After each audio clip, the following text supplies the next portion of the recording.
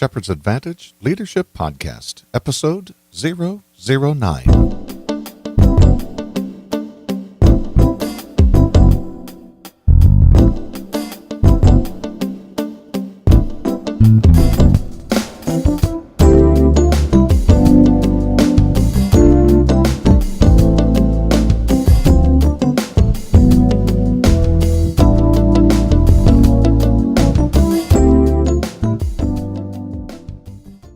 Well, hello everyone, and welcome to another episode of Shepherd's Advantage Leadership Podcast.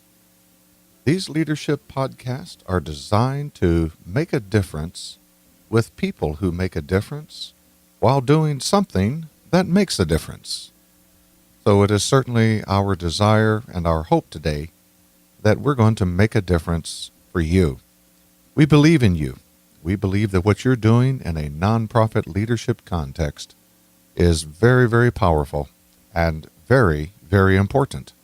So our desire is to come alongside and be able to offer some guidance, help, and assistance that would allow you to be more successful in your leadership journey. These leadership podcasts are part of our inaugural series of podcasting for Shepherd's Advantage Incorporated. We are a Kentucky nonprofit. These podcasts were born a number of years ago from a committee assignment. And in that committee assignment, we would learn principles of leadership that would become very valuable in helping us as we move forward in our own life. Little did I know that that experience and those life lessons that I would learn back then would be the basis of a dissertation that I did not know I was going to write, and an educational journey I didn't even know I was going to take. But certainly, God used this experience in my life to shape me and to challenge me. And so I have one passion these days, and that is to help you, to come alongside you, to give you some principles, to give you some insights. We certainly don't exist to tell you how to do anything. We're not here to tell you how to operate your nonprofit. But we are here to offer guidance and help and to provoke some thought, to stir the imagination for greater leadership capabilities.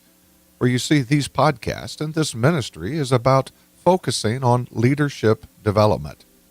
So we're here to offer insightful as well as academic insights into the modern nonprofit leadership and leaders. Our premier program at Shepherd's Advantage focuses upon executive coaching. If you would, private message me at Shepherd's Advantage Facebook page, and I'll be more than glad to engage a conversation with you about the details of this great program offering. Executive coaching is one of these programs today that I believe has become extremely essential. It is essential for leaders to be able to have a coach. Now, I understand the various definitions and ways that we perceive and the way that we interpret what a coach is. But let me offer what a coach is not from my vantage point. I do not believe that a coach is one that tells you how to do things. I do not believe that a coach is one that says, this is what I did in the past. If you'll do what I did, you'll get what I got. I don't buy that at all. Rather, I believe that an executive coach is one that challenges the conversation, that causes you as a leader to look deep within yourself and discover the answers that are already there. I don't believe that coaching is about giving you new answers and giving you new marching orders, so much as it is developing you as an effective leader, and that requires a journey to help you discover the answers that already exist deep within you. And so this leadership podcast is about developing leaders. We are here to come alongside you and to offer these insights that would be effective and that would offer some guidance for you. Again, we are here to help build your life and this journey.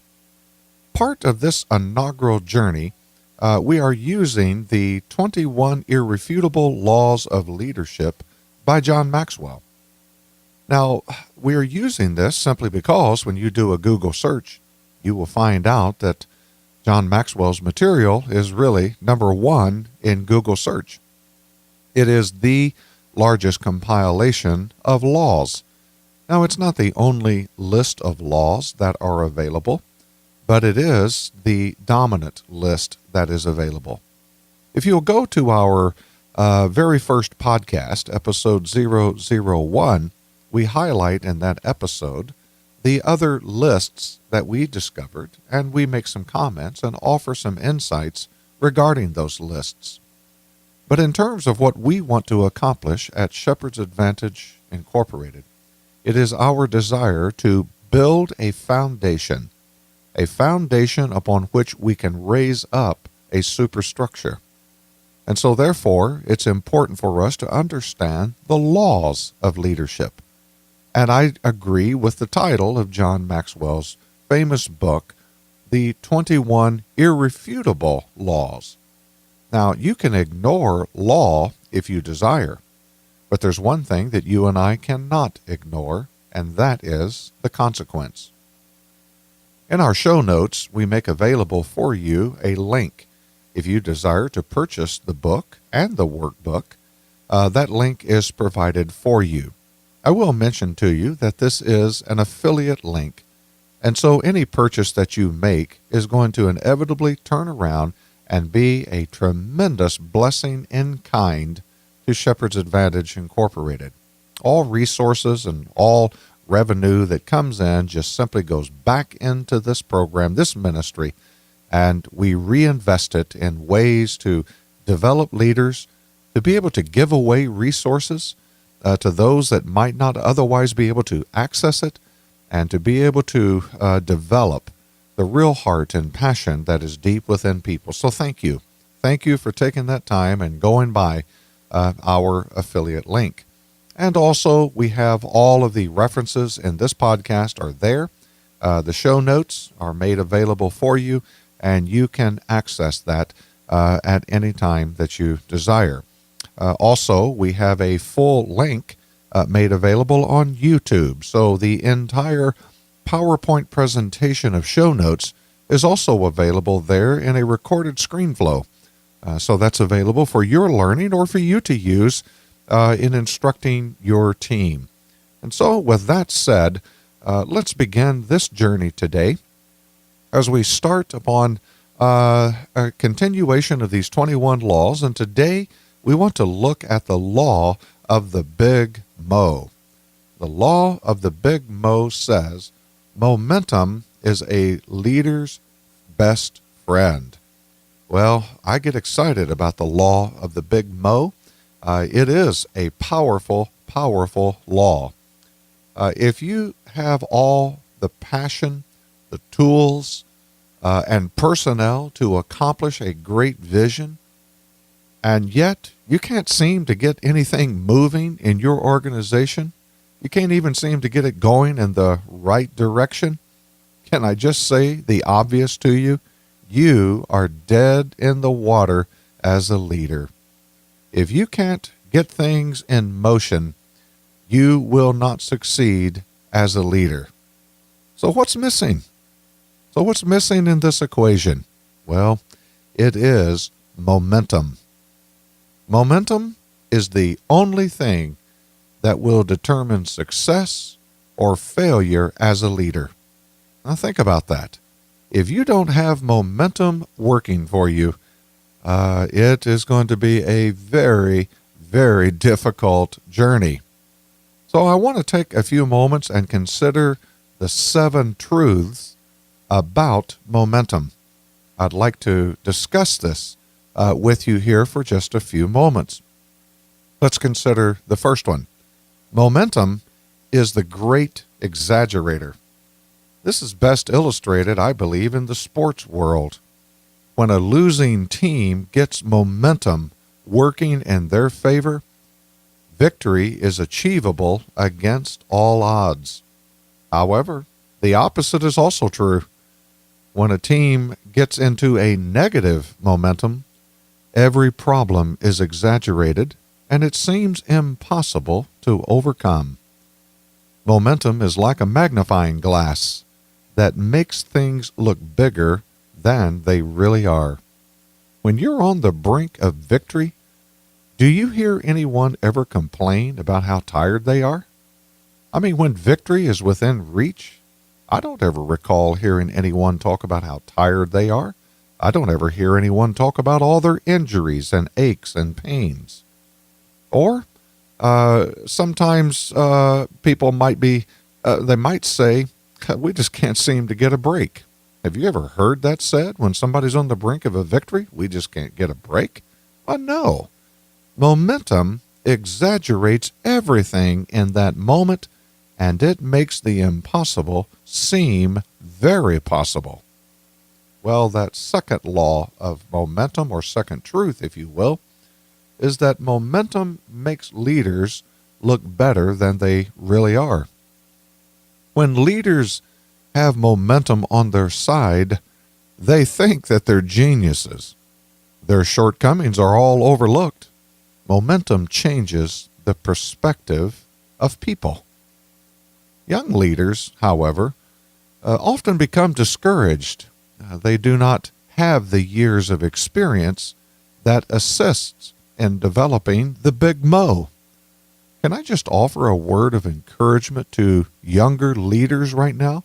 Leaders that do not have the benefit of years of experience, successes, victories. Let me encourage you, stay faithful. Do not become discouraged.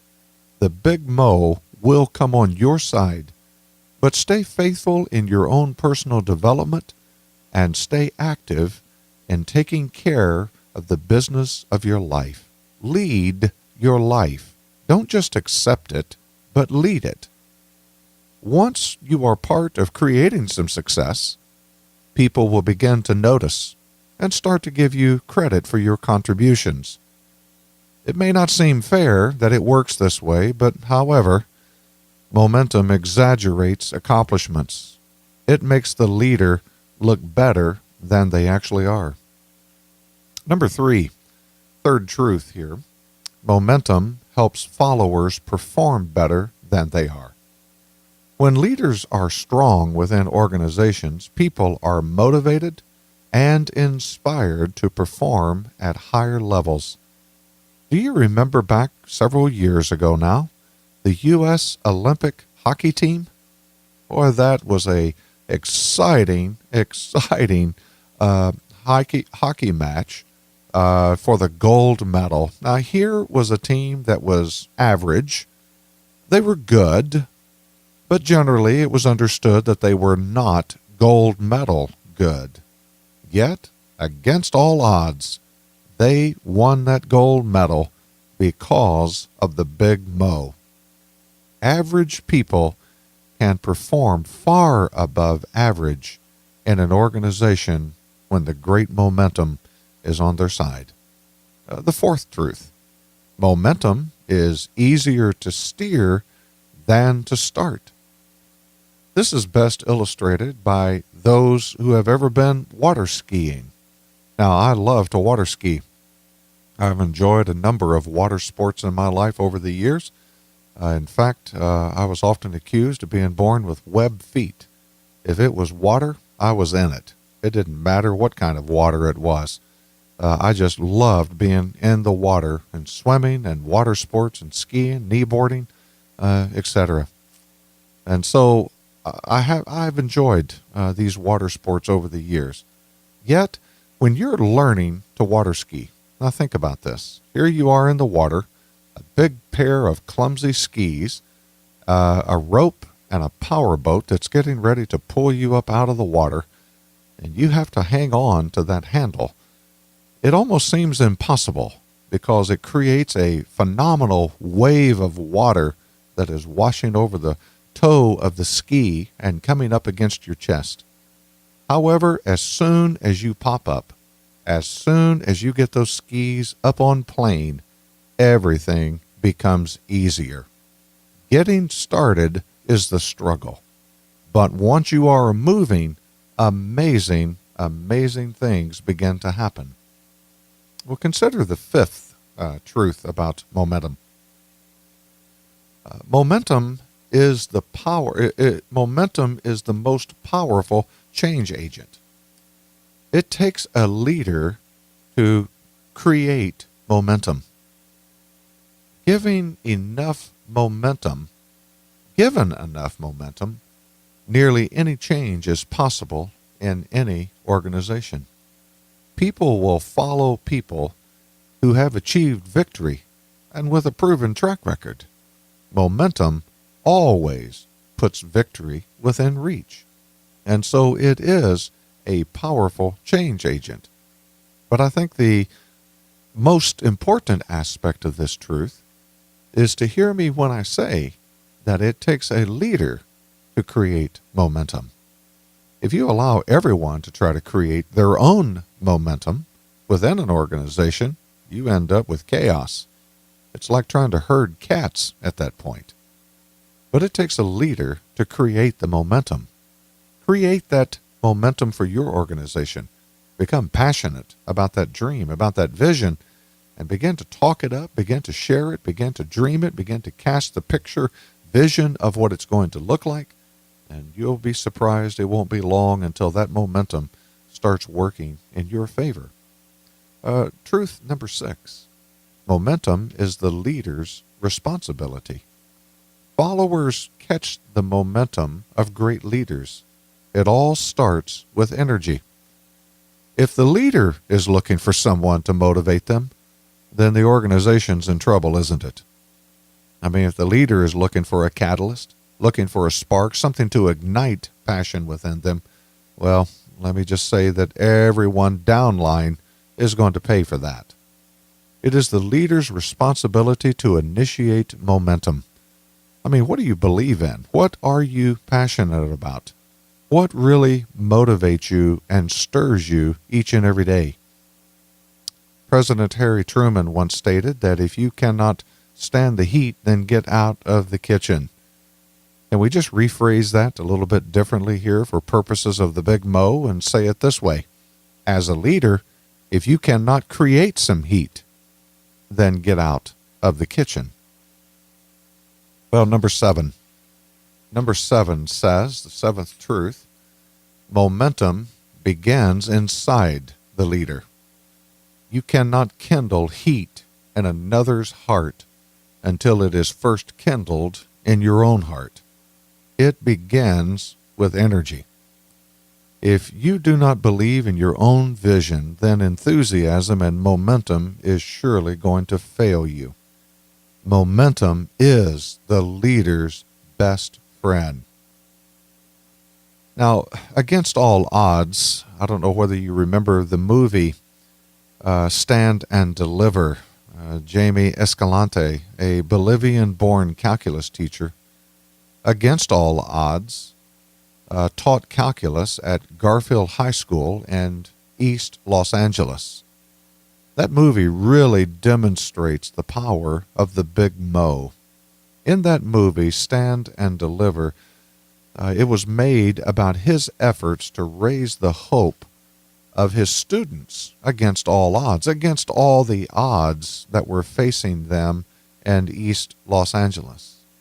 And yet his passion for calculus. Now, before you let your mind run too far on this, I mean, calculus, math, I got by.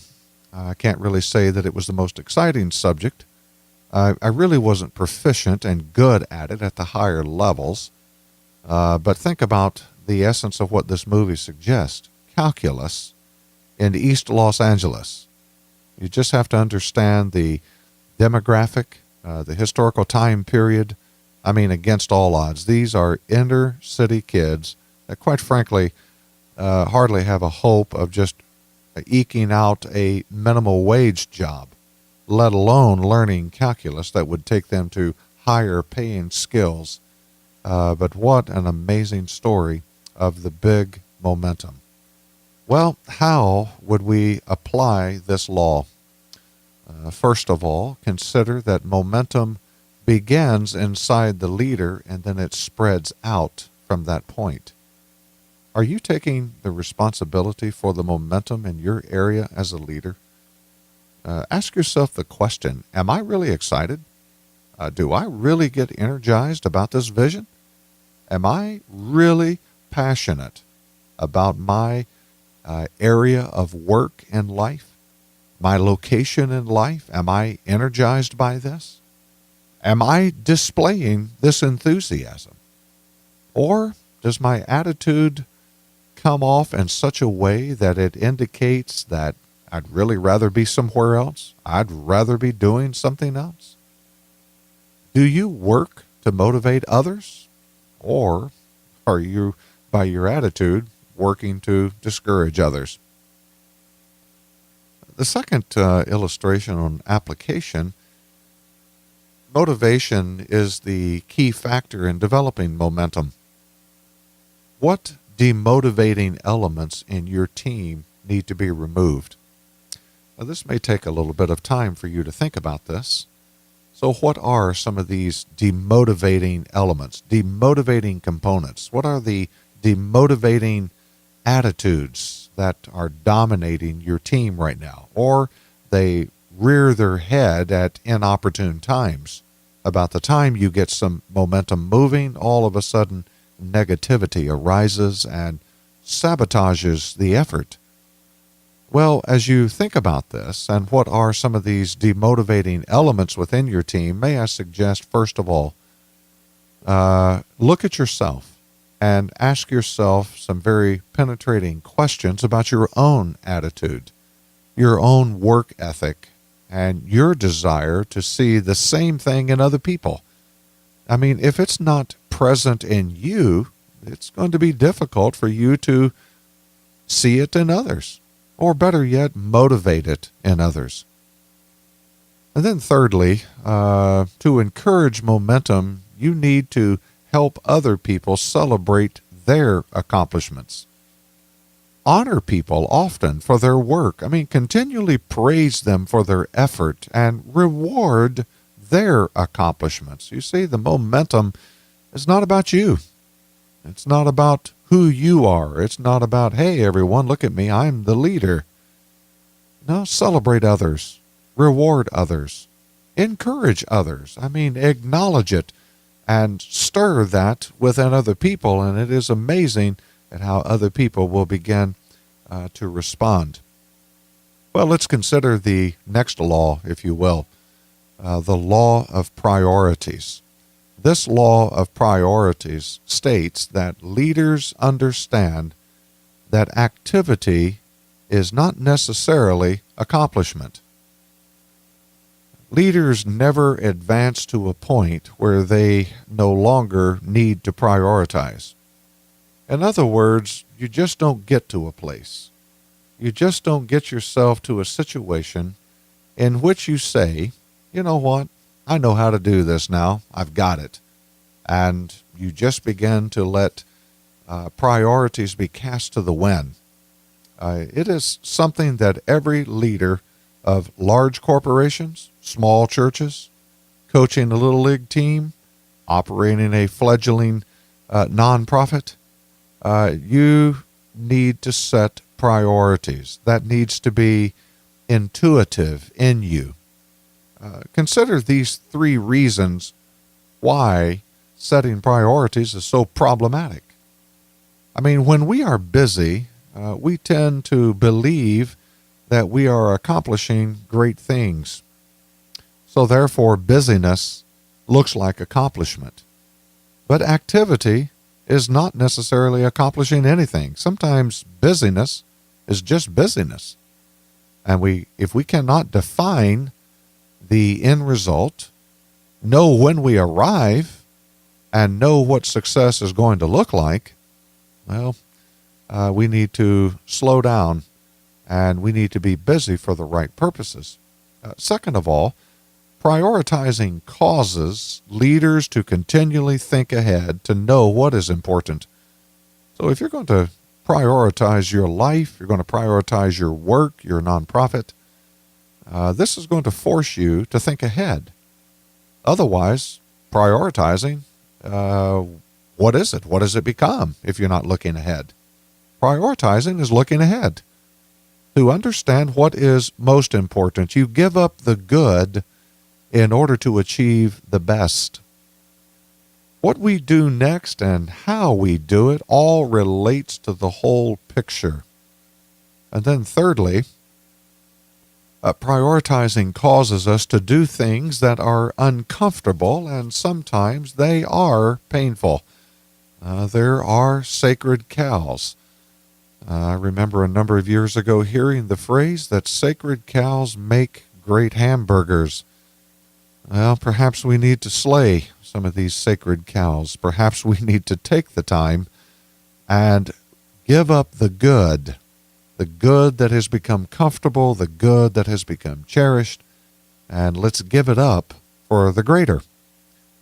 A leader is one who climbs to the tallest tree, surveys the entire situation, and yells back, "Wrong jungle." Well, that's a great quote from Stephen Covey. And I believe that's true. I believe we need to really understand sometimes that perhaps we're in the wrong jungle. And the forest that we really need to be in is over a ways. So let's go to it. Leaders cannot afford to just think inside the box. Quite frankly, the box needs to be exploded and reinvented at times.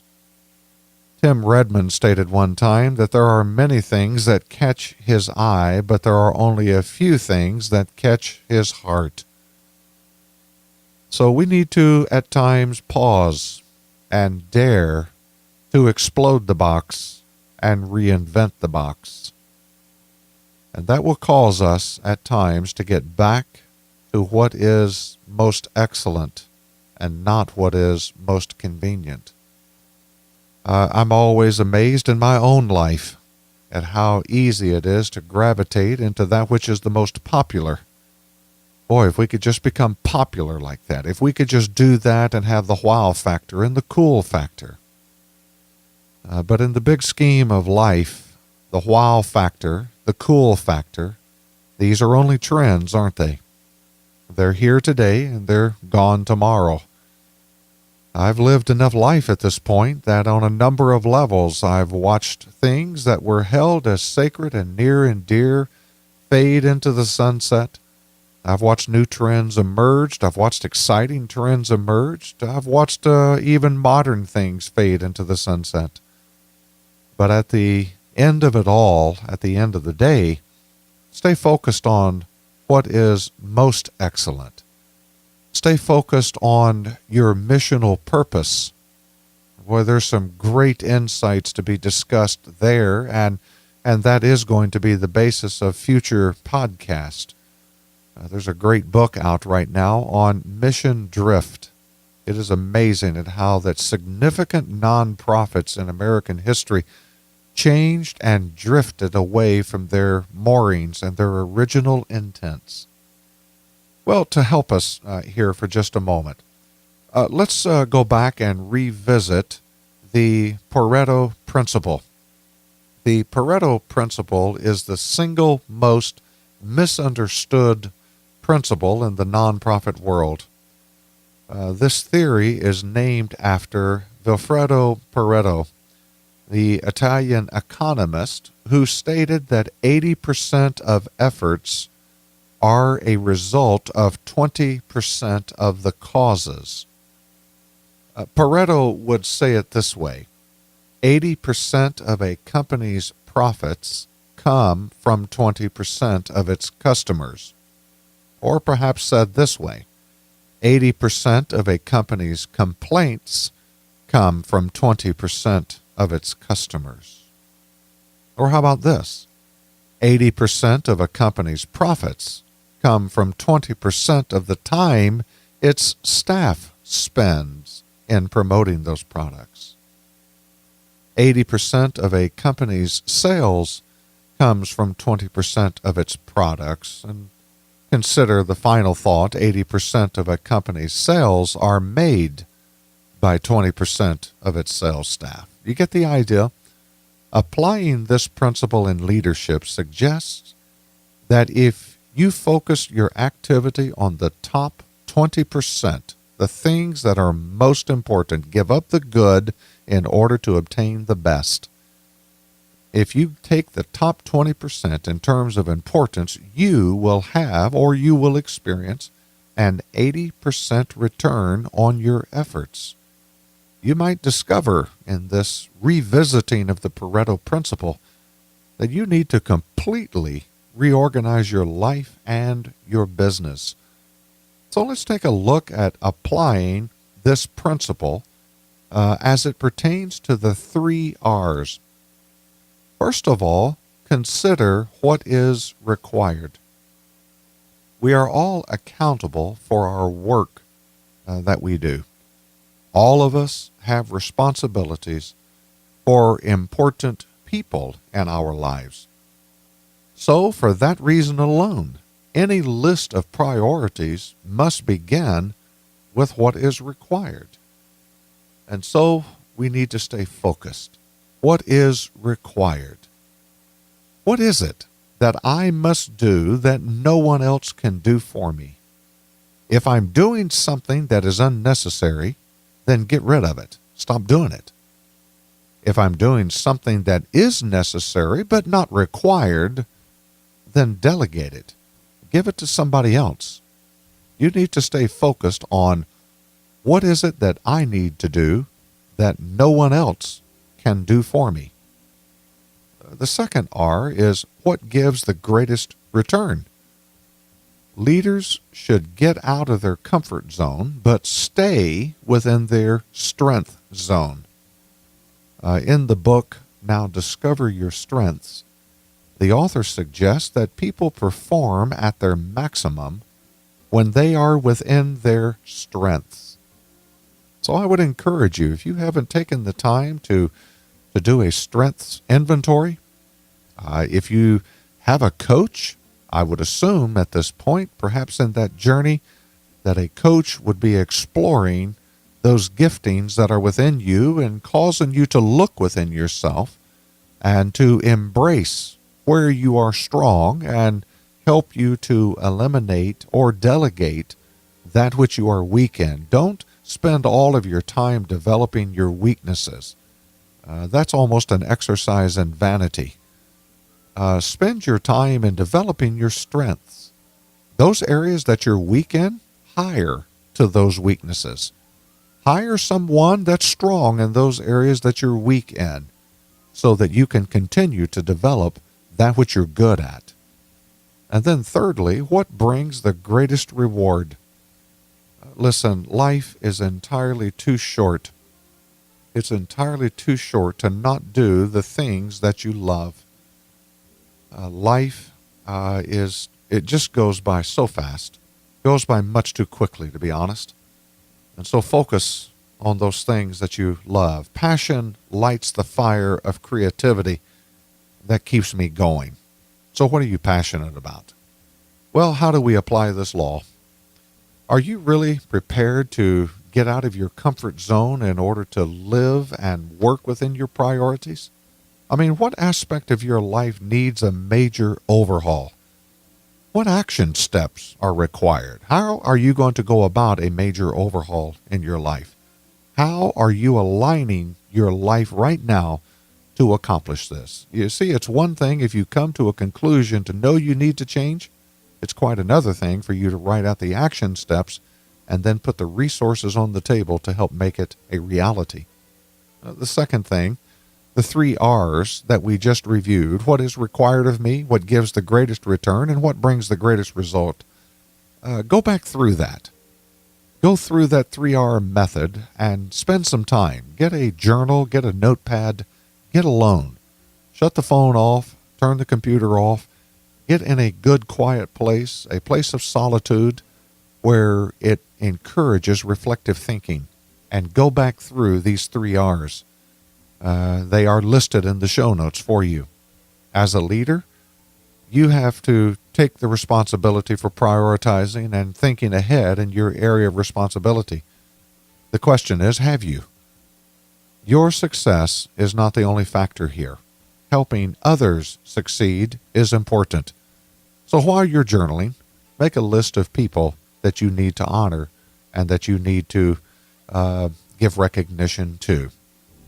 Well, our time has come and gone once again in this podcast. And again, we are so very thankful that you have taken the time to join us. Thank you. We look forward to hearing from you. Message us, contact us through Facebook, contact us through our blog, our website at shepherdsadvantageinc.com. Again, the show notes are there, and also a link for the ScreenFlow capture of the entire show presentation. Until our next podcast, we pray God's blessings upon you, and we pray success in your passionate dreams and life. God bless.